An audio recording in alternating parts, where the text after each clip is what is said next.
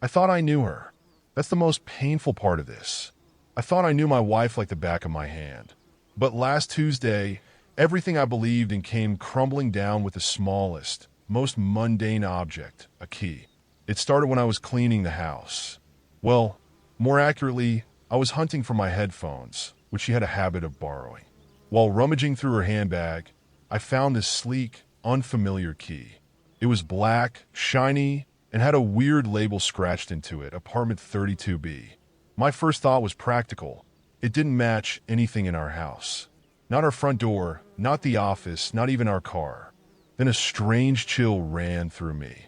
Why would my wife need a key to an apartment? When she came home that evening, I casually brought it up. "Hey, I found this key in your bag. What's it for?"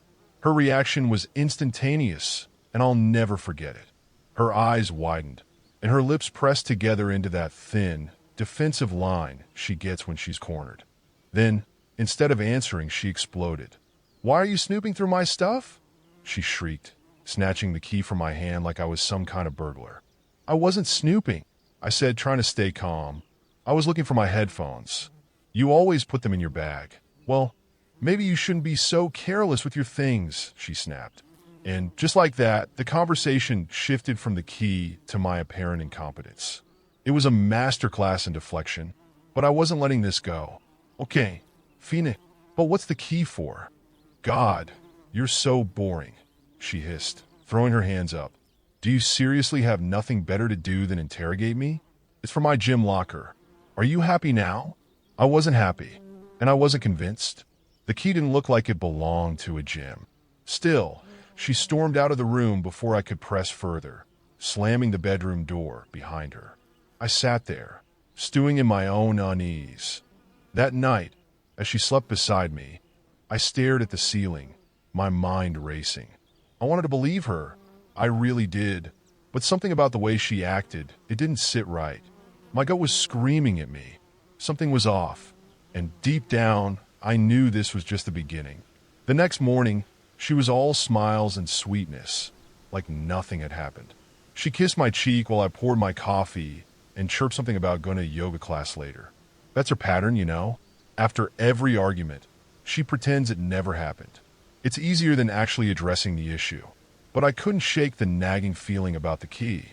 The way she overreacted, her anger, the gym locker excuse, it didn't add up. I couldn't just let it go. Not this time. So I started paying closer attention. Not in an obvious way, of course. I wasn't about to become one of those paranoid husbands snooping through phones or following her around like a creep. But I started noticing things I hadn't before. Her sudden influx of late-night work meetings, her phone always on silent, and the way she'd guard her handbag like it held state secrets. And then there were the lies. Small ones at first.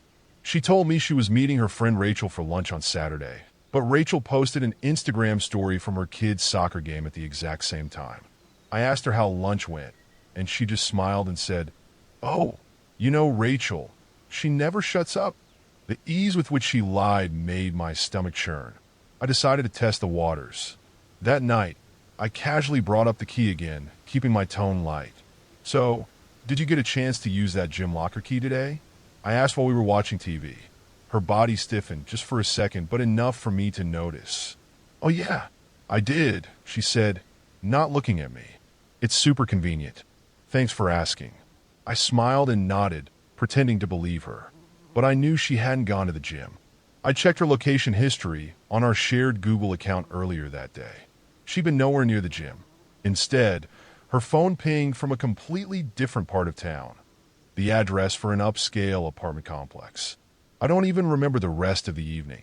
My mind was in overdrive, trying to make sense of it all. Was I overreacting? Misinterpreting the signs? Or was I finally seeing the cracks in the foundation of our marriage? By the time she fell asleep, I had made up my mind. If she wasn't going to tell me the truth, I'd find it myself. The next day, while she was at her so-called yoga class, I drove to the apartment complex. My heart was pounding the entire time, my palms slick with sweat as I gripped the steering wheel. I told myself I was being ridiculous, that I'd get there and find nothing. But when I parked and walked into the lobby, I noticed something that made my chest tighten, a security keypad for key access. And there, staring me in the face, was a little sticker with the name of the leasing office, apartments at 32B. The same number as the key. I sat in my car for what felt like hours, staring at the building, debating my next move. Did I march upstairs and confront whoever was behind that door? Did I go home and confront her? Or did I stay quiet and dig deeper? I chose the third option. It was risky, sure, but I needed proof. Real, undeniable proof. And I had a feeling that key was just the tip of the iceberg. I spent the next few days meticulously planning my next move. I couldn't rush this. I needed concrete evidence before confronting her. Something she couldn't twist or explain away. Every evening, she went on about her yoga class, leaving me alone in the house with nothing but my racing thoughts. Each time she walked out the door, I felt like a fool, but I reminded myself to stay calm. The truth would come soon enough. On Friday, I decided to use the key. I couldn't wait any longer. She was out at one of her late-night work meetings, and I drove back to the apartment complex, my hands trembling on the wheel. The key in my pocket felt like a burning secret. When I arrived, the lobby was empty. My pulse was pounding in my ears as I stepped inside and made my way to the elevator. I pressed the button for the third floor and clenched the key in my fist. What would I find behind that door? A lover? A secret life I didn't know about? Or maybe, just maybe, I was wrong and there was some rational explanation for all of this. The elevator doors opened, and I followed the hallway to the unit marked 32B. My stomach churned as I slid the key into the lock. It turned easily, and the door clicked open. The apartment was eerily quiet. I stepped inside, and the first thing that hit me was the smell, a faint floral perfume I didn't recognize. The space was neat, sparsely furnished, like a place someone used but didn't live in. My eyes scanned the room, landing on a coffee table strewn with items. A bottle of wine, 2 glasses, and a man's jacket draped over the back of the sofa. I walked further inside, my shoes silent on the hardwood floor. In the bedroom, the bed was unmade, the sheets tangled like someone had left in a hurry. And then I saw a photo on the nightstand. It was her, my wife, sitting on a beach with a man I didn't recognize. He had his arm around her, and they were both laughing like they didn't have a care in the world. My hands shook as I picked up the frame. The photo wasn't old, it was recent. She was wearing the same sundress she'd bought for our vacation last summer. The final blow came when I opened the closet. Inside were her clothes, her shoes, things she told me she donated months ago. This wasn't just a fling. This was a second life, hidden right under my nose. I left the apartment in a daze, the photo still clutched in my hand. As I drove home, a wave of anger, humiliation, and heartbreak crashed over me. She hadn't just lied. She'd built an entire world behind my back. And now I had the proof. That night, when she came home, I didn't confront her. Not yet. She kissed me on the cheek and asked if I wanted tea, completely oblivious to the storm brewing inside me. I told her no and went to bed, the photo hidden under my pillow. I needed time to figure out my next move. But one thing was certain, our marriage was over. The next morning, I woke up before her. I couldn't sleep anyway, not with the photo burning a hole under my pillow. She lay next to me, her face serene and peaceful, like she didn't have a single guilty thought in her mind. I stared at her for a long time, trying to figure out how we got here. How did the woman I loved turn into a stranger? I didn't wait for her to wake up naturally. Instead, I shook her shoulder, gently at first, then harder. "We need to talk," I said, my voice steady, though my hands were trembling. She blinked herself awake, groaning. "What is it? Can it wait? It's Saturday." "No, it can't." She sat up, her brow furrowing. "What's going on?" I reached under my pillow and pulled out the photo, holding it up so she could see it. Her reaction was immediate. Her face went pale, and her eyes darted away from mine. For once, she had no clever deflection, no biting comeback. Just stunned silence. "Who is he?" I demanded. Her mouth opened and closed like a fish gasping for air. "It's not what you think," she finally stammered. "Not what I think." "Then explain it. Explain why you have an apartment I didn't know about, why your clothes are there, and why there's a picture of you and him looking like a goddamn couple." She ran a hand through her hair, avoiding my gaze.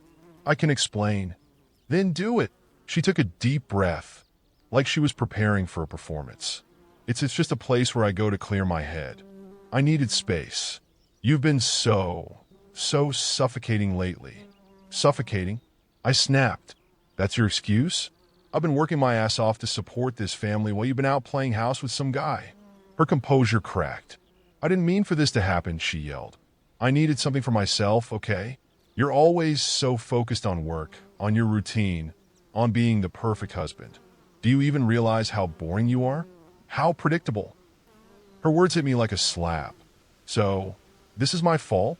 You're saying I drove you to this?" She crossed her arms, her face twisting into a sneer. "Maybe if you'd been more exciting, I wouldn't have had to look elsewhere." I laughed bitterly, shaking my head. "Wow, you've really got this down, don't you? Turning it all back on me. But here's the thing. You're the liar. You're the one who's been sneaking off and screwing around." She stood up, her eyes blazing with anger now. "You don't understand what it's like to be stuck in a marriage with someone like you. Always working, always worrying, never actually living." "You're unbelievable," I said, my voice cold. "Do you even hear yourself? You're justifying cheating because you're bored? That's your grand excuse." She didn't answer, just stared at me with that defiant look on her face, like she was daring me to do something about it. I took a deep breath, steadying myself.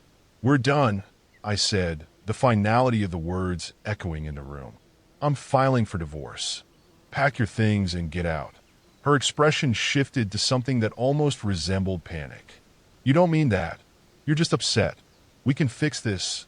"No," I cut her off. "You've been lying to me for God knows how long, and you don't even seem sorry. There's no fixing this. You made your choice. Now I'm making mine."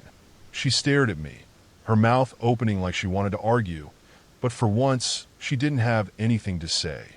I walked out of the room before she could change my mind. The next thing I heard was the bedroom door slamming shut. I didn't care.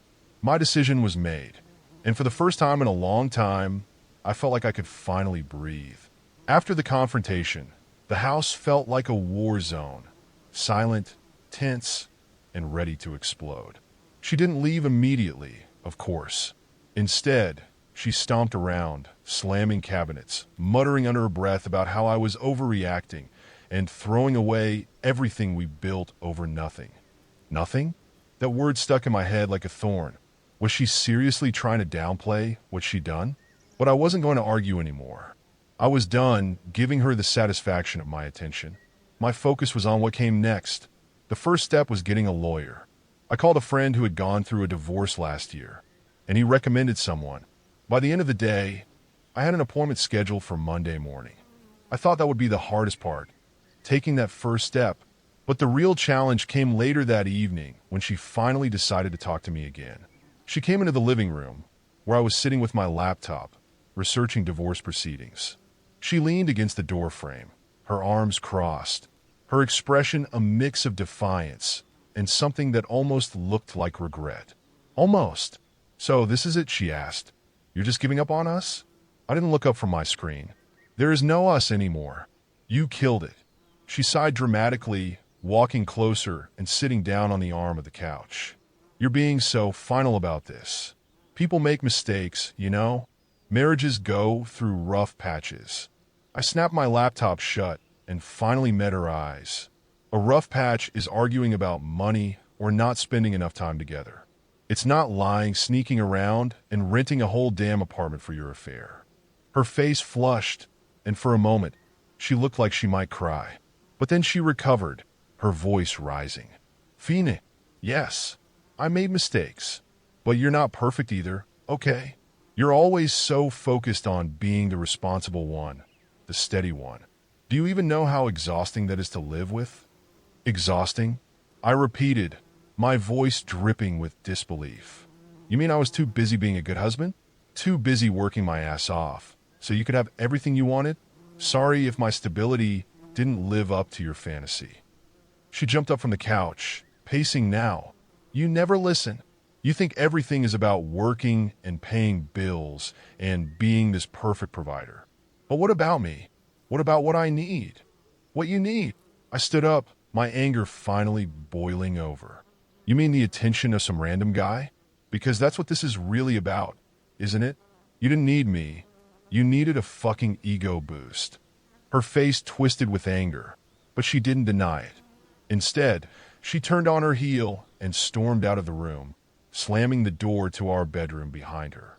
I stayed in the living room for hours, staring at the blank TV screen, my mind a whirlwind of anger, sadness, and betrayal. This wasn't just about the affair.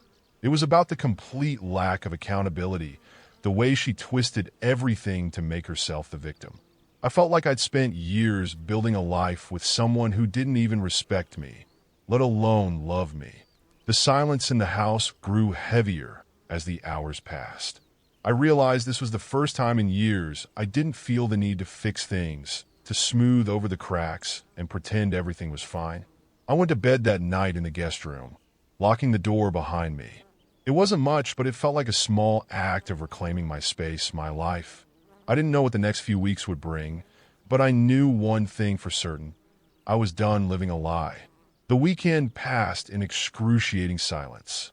She stayed in the house, avoiding me, probably hoping I'd cool off or reconsider.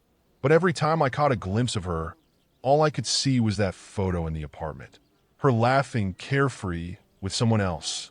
Every smile she'd given me since then felt like a lie. Monday morning came, and I went to the lawyer's office. The place was small but professional, the kind of place where people handle messy situations with quiet efficiency. I laid everything out, the affair, the apartment, the confrontation. I even brought the photo as proof. The lawyer, a sharp-eyed woman named Clara, listened patiently and nodded. It's good you didn't act impulsively. We'll need to gather more evidence if you want to ensure a clean break, especially if she tries to contest anything. I asked what kind of evidence she meant, and she listed everything. Phone records, financial statements, even hiring a private investigator if necessary. The thought of prying further into her double life made my stomach churn, but I agreed. If she thought she could waltz out of this unscathed, she had another thing coming. When I got home, she was in the kitchen, scrolling on her phone with a mug of coffee in hand. She didn't even look up when I walked in. The audacity of her calm demeanor was infuriating. I went straight to our shared desk and started going through her files. She always insisted on managing the household bills, claiming she was better at keeping things organized. Now I understood why. She wasn't organizing, she was hiding. It didn't take long to find the first red flag. One of the bank accounts had regular withdrawals I didn't recognize, all for the same amount like clockwork. When I cross-referenced the dates with her supposed yoga classes, it all lined up. She'd been using our money to fund her little love nest. I confronted her with the evidence that evening. I tossed the printed statements onto the table in front of her while she was eating dinner. "What's this?" she asked, her tone defensive. "You tell me," I said. "Looks like you've been siphoning money out of our account for months." Her face paled, but she quickly recovered. "I was saving for a surprise," she said, her voice trembling with fake indignation. "For us? A vacation. But I guess that's ruined now. Thanks to your paranoia." I laughed bitterly. "A vacation? Is that what you were doing at 32B? Planning our getaway between sessions with your boyfriend?" Her fork clattered onto her plate, and her mask finally cracked. "You went there?" she hissed, her voice rising. "You had no right." "No right?" I shot back. "You've been lying to me for God knows how long, and I'm the one in the wrong? You don't get to play the victim here." She stood up, her chair scraping loudly against the floor. "I made mistakes, okay? But it's not like you've been perfect. You're distant, you're boring, and you care more about your job than you do about me." I stared at her, my anger boiling over. "You want to talk about my flaws? Fine, but at least I didn't betray you. At least I didn't lie and sneak around like a coward." Her eyes flashed, and for a moment, I thought she might throw something. But instead, she stormed out of the kitchen, slamming the door to the bedroom behind her. I stood there for a long time, the silence of the house pressing down on me. Every word she'd said felt like a dagger, but I knew it was just another attempt to shift the blame. This wasn't just a marriage falling apart. This was war, and I wasn't going to let her rewrite the story to paint herself as the hero. If she wanted to fight, she was going to get one. The days that followed were a blur of tension and quiet chaos. We barely spoke, each word carefully chosen and loaded with the weight of everything unspoken. But I wasn't sitting idle. I was gathering everything I needed to prepare for the inevitable battle. Clara, my lawyer, had set up a meeting with a private investigator. At first, I hesitated.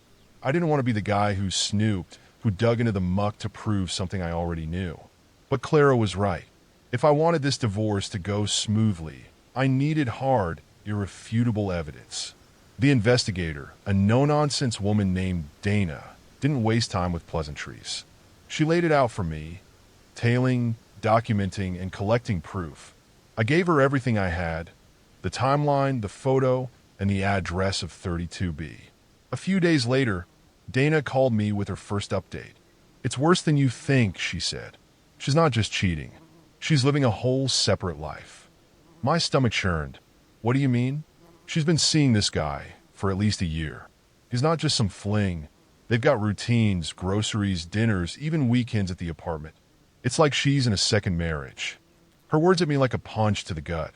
I felt like a fool, a blind, naive fool. But I needed to hear it. The truth, no matter how ugly, was better than the lies I'd been living with. That night, I confronted her one final time. This time, I wasn't angry, I was calm. Ice cold. "Dana sent me everything," I said as she walked into the kitchen. She froze, her hand halfway to the fridge. "Who's Dana?" "The investigator I hired," I replied, sliding a manila envelope across the table. "Open it." She hesitated, her face a mixture of fear and defiance. Then, with trembling hands, she opened the envelope and pulled out the photos. Her and her lover walking hand in hand in a 32B, kissing in the doorway, shopping for groceries together. Her face turned ashen, and for once, she had nothing to say. "You lied to me," I said, my voice steady. "Over and over. And now you're caught." She looked up at me, her eyes filled with tears. "I didn't mean for it to happen," she whispered. "It just did." I laughed bitterly. "That's your excuse? It just happened? You don't accidentally rent an apartment and play house with someone else." She started crying, but I didn't feel sympathy anymore. I felt free. This wasn't a woman I could save. This wasn't a marriage I could fix. "What do you want from me?" she choked out. "An apology? Fine. I am sorry. I was lonely. I needed more. But I didn't want to hurt you." "Well, congratulations," I said. "You managed to destroy everything anyway." I stood up, grabbing my car keys. "You have until the end of the week to move out. I've already started the divorce process. If you fight me on this, I'll make sure everyone knows what you've done." Her sobs followed me as I left the house. But for the first time in weeks, I didn't feel the weight of her betrayal crushing me. I felt something else entirely. Relief. The days leading up to her move-out deadline were excruciating. The house was heavy with silence, except for the occasional slamming of doors or her stifled sobs behind closed doors. I didn't try to comfort her. That part of me, the part that cared about her feelings, her tears, was gone. She had drained it dry with every lie, every betrayal. I slept in the guest room, locking the door every night. Not out of fear, but to preserve what little space I had left. My mornings started early, leaving for work or errands before she could attempt another one of her twisted, heartfelt apologies. I didn't trust myself to keep calm if she started deflecting or blaming me again. The most surreal part? She still acted like this wasn't happening. She made coffee in the mornings, tidied the living room, and even texted me once, "We need milk." It was as if she thought ignoring the storm would make it pass. But I had no intention of letting this blow over. By Wednesday, she began packing her things. I'd hear her in the bedroom, rummaging through drawers, zipping up suitcases. It didn't feel real, watching the woman I'd shared a life with dismantle it piece by piece. Every item she packed, every photo frame, every sweater, felt like a small funeral for what we used to be. On Thursday, I came home to find a stack of boxes in the hallway. She was sitting on the couch, scrolling through her phone like this was a casual Thursday night. "Is that everything?" I asked, keeping my voice even. She looked up, startled. "Almost. I'll be out by tomorrow." I nodded. "Good." She hesitated, her fingers fidgeting with the edge of her phone. I never wanted it to end like this, you know. I stared at her, searching for any sign of the woman I used to love. But all I saw was someone I didn't recognize, someone who had lied and betrayed me without remorse. "Neither did I," I said. "But you made your choices." Her eyes filled with tears again, but I didn't stick around to watch. I walked past her, into the guest room, and shut the door. Friday came faster than I expected. When I got home that evening, her car was packed, the boxes and suitcases piled into the trunk and back seat. She stood by the driver's side, staring at the house like she was trying to imprint it in her memory. For a moment, I thought she'd come back inside to say goodbye. But she didn't. She opened the car door, slid into the seat, and drove away without a word. The house felt eerily quiet once she was gone. No clattering of dishes, no scent of her perfume lingering in the air. It should have felt like a victory, a moment of closure, but all I felt was emptiness. I sat on the couch for hours, replaying everything in my mind. The fights, the lies, the discovery of that damn key. It all felt so surreal, like I'd been living in someone else's nightmare. But as the hours passed, the emptiness began to shift into something else. Relief. I wasn't angry anymore.